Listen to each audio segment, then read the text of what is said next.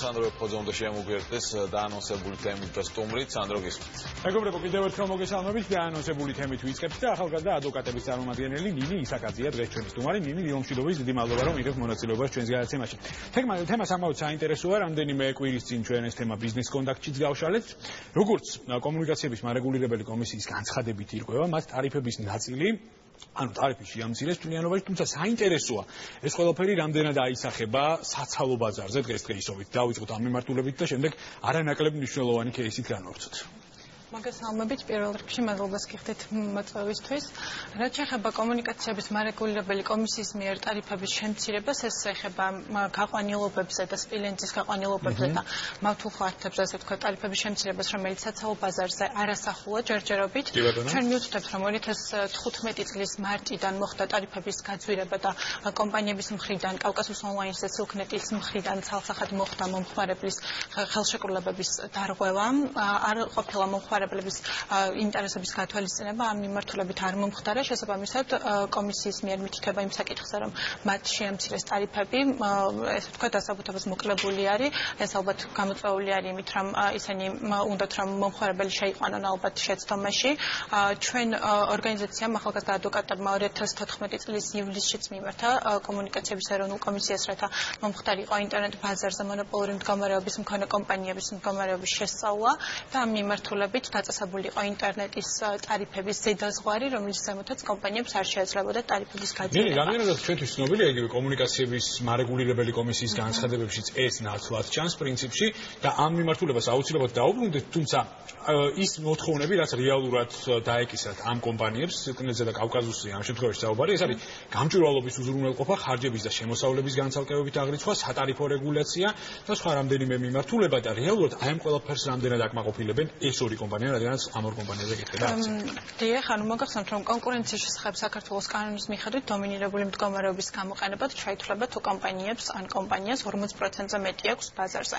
აქვე აღნიშნავ, რომ დღეისათვის არსებული რეალობიდან გამომდინარე, ინტერნეტ ბაზარზე საქართველოში კავკასიის ონლაინსა და სილქნეტს 60%-ზე მეტი აქვს, ხოლო თბილისში ეს უკვე 80%-ს აღემატება. აქედან გამომდინარე, მათ აშკარა არის, მათ ხელში არის დომინირებული მდგომარეობა და აქედან გამომდინარე დომინირებული მდგომარეობის ბოროტად გამოყენება ასევე აკრძალული არის საქართველოს კანონის მიხედვით და ისინი, ასე ვთქვათ, ბოროტად იყენებენ ამას, რადგან ტარიფის გაზრდის მთავარ მიზეზად ასახელებენ სოფლიოში და საქართველოში შექმნილ ეკონომიკურ მდგომარეობას, თუმცა კონკრეტულად განმარტება იმისა, თუ რა იგულისხმება შექმნილ ეკონომიკურ მდგომარეობაში არავინ არ ახდენს ამას. სანამ იმ ინსტიტუციაზე გადავალთ, რომელსაც უშუალოდ კონკურენციის შესწავლა ევალება და ეს ხდება კონკურენციის სააგენტოა, მე მაინტერესებს გარკვეულწილად ახალგაზრდა ადვოკატების სახელით. გქონიათ თუ არა გარკვეული კომუნიკაცია ამ შემთხვევაში მარეგულირებელ კომისიასთან, როგორი იყო თქვენი არგუმენტები და საპირწონეთ როგორი იყო მათი არგუმენტები? ახალგაზრდა ადვოკატებს რა თქმა უნდა ქონდა, როგორც მოგახსენეთ 2014 წლის ივლისში ჩვენ მივმართეთ ზუსტად იგივე პრობლემით, რომ შეესწავლოთ ინტერნეტ ბაზარზე არსებული მონოპოლური მდგომარეობა და მომხმარებელთა ინტერესების გათვალისწინებით შეეცვალოთ ტარიფები, თუმცა მათი მხრიდან არ მოხდენილა ამ საკითხზე რეაგირება. აქვე აღნიშნავ იმასაც, რომ სილქნეტთან დაკავშირებით ახალგაზრდა ადვოკატებს ჰქონდათ საჩივარი შეტანილი კომუნიკაციების ეროვნულ კომისიაში, მოხდა სიმბოლურად მათზე 2 ლარი და 26 თეთრის დაკისრება, თუმცა აქვე აღნიშნავ იმასაც, რომ სილქნეტის ყოფილი დირექტორი კომუნიკაციების მიმართულებით არის დღესდღეობით ვახტანგ აბაშიძე კომუნიკაციების ეროვნული კომისიის თავმჯდომარე და ცოტა ისეთი მდგომარეობა იქნება, რადგან ძალიან რთული არის მათ თანამ თემაზე, ასე ვთქვათ, საჩივარდის გატანა ბოლომდე შენი პოზიციის, თუმცა ახალგაზრდა ადვოკატებმა სიმბოლურად მაინც დააკისრეს, ასე ვთქვათ.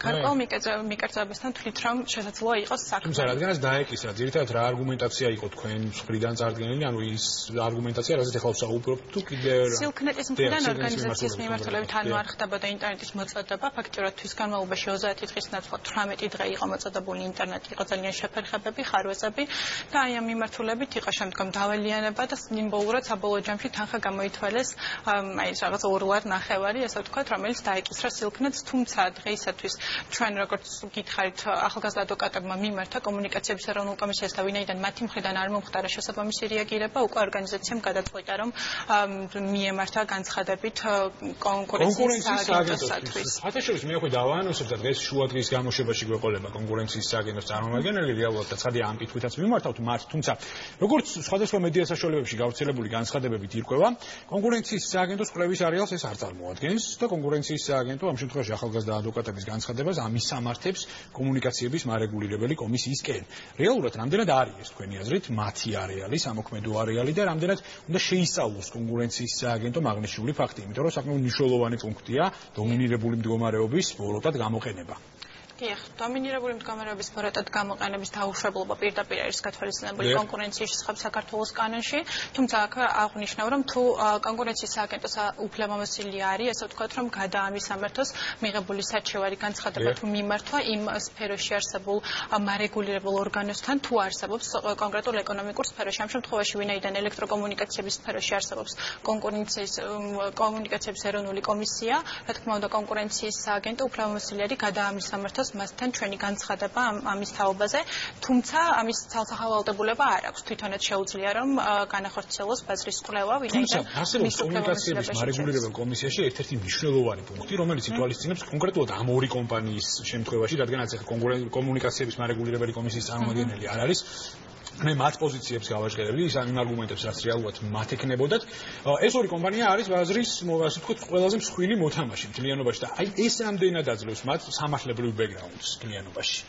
იცით, ცალსახად ის, რომ შენ ხარ მონოპოლურ მდგომარეობაში, შენ გაქვს ბაზრის უმეტესი ნაწილი, ამ შემთხვევაში 60%-ზე მეტი საქართველოს მასშტაბით, არ გულისხმობს იმას, რომ შენ კანონს არ ყვავ კომპანია, ეკონომიკური აგენტი, ეს ამას არ ნიშნავს, თუმცა დომინირებული მდგომარეობის ბოროტად გამოყენება და მომხმარებლების ესე ვთქვათ, საწინააღმდეგოდ ფარული შეთანხმებების დადება სატარიფო პოლიტიკაზე უკვე დასჭედი ქმედება არის, რა თქმა უნდა, თუმცა ეს საჭიროებს გამოკვლევას, დასაბუთებას და აი ეს არგუმენტაცია რამდენად გააჟღერეთ, როდესაც თქვენ აღნიშნეთ, რომ გქონდათ კომუნიკაცია ამ შემთხვევაში მარეგულირებელ კომისიასთან. რამდენად გააჟღერეთ ეს არგუმენტები და როგორი იყო მათი პასუხი?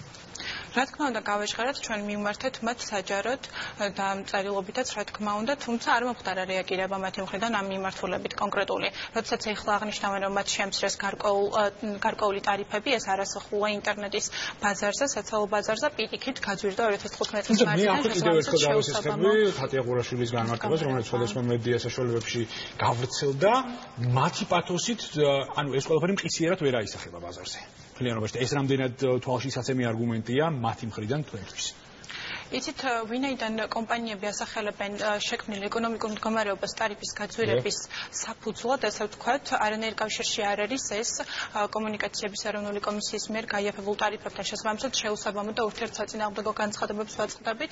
რა თქმა უნდა, ჩვენ მოხარულები ვიქნებით, თუ კომისიის გადაწყვეტილება იქონიებს დადებითი ზეგავლენას და გარკვეული პერიოდის შემდეგ შემცირდება ინტერნეტის ბაზარზე ტარიფები და მომხმარებელი ამას, რა თქმა უნდა, დადებითად აისახება მომხმარებელზე, თუმცა იქედან გამომდინარე, რომ კომპანიები მიუთითებენ აბსოლუტურად სხვა საფუძველს ტარიფის გაზრდის მიზეზად, აქედან გამომდინარე ცოტა შეუსაბამო არის მათი დასაბუთება ამ მიმართულებით. და კვლავინდებურად დაუბრუნდით ასე ვთქვათ კონკურენციის სააგენტოს როლს ზოგადად ამ кейსთან მიმართებაში. მთლიანად როგორია თქვენი მოლოდინები ამ შემთხვევაში ამ ინსტიტუციის ქმედების არეალიდან გამომდინარე რეალურად თქვენ მოლოდინებზე ვისაუბრეთ.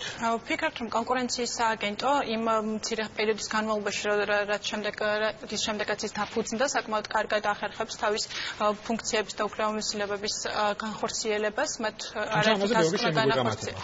რა თქმა უნდა, თუმცა მათ გარკვეული დასკვნები დადეს, ასე ვთქვათ, ნავთობპროდუქტებთან დაკავშირებით მონოპოლურ მდგომარეობებს და კარტელულ გარიგებებზე მუშაობენ ჯერჯერობით კიდევ ამ მიმართულებით. ისინი სულ რაღაც ერთი წელი არის თითქმის, რაც არიან, ასე ვთქვათ, დაფუძნებულები. ვიმედოვნებთ, რომ განახორციელებენ თავიანთ დაკისრებულ უფლებამოსილებას ჯერჯერობით.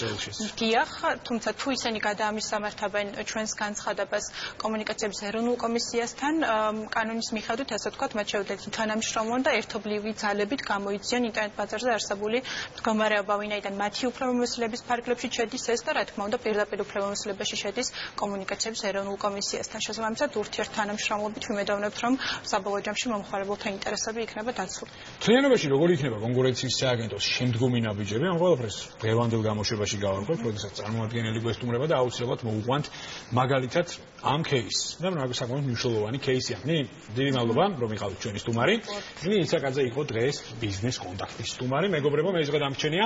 შუა დღის გამომშვიდობამდე დაგემშვიდობოთ. პირველის ნახევარზე შევხვდებით ერთმანეთს, ასე რომ დოვებით. მადლობა სანდრო. მადლობა სანდრო, საქმიანი დილა ამით დასრულებულია. წარმატებულ პარასკევ დღეს და საინტერესო შაბათ კვირას გისურვებთ. დიდი მადლობა რომ გვიყურებთ. ბეფა შემოგიერთებათ 10 საათზე, ჩვენ კი დაგემშვიდობებით ორ შაბათამდე ნახვამდის.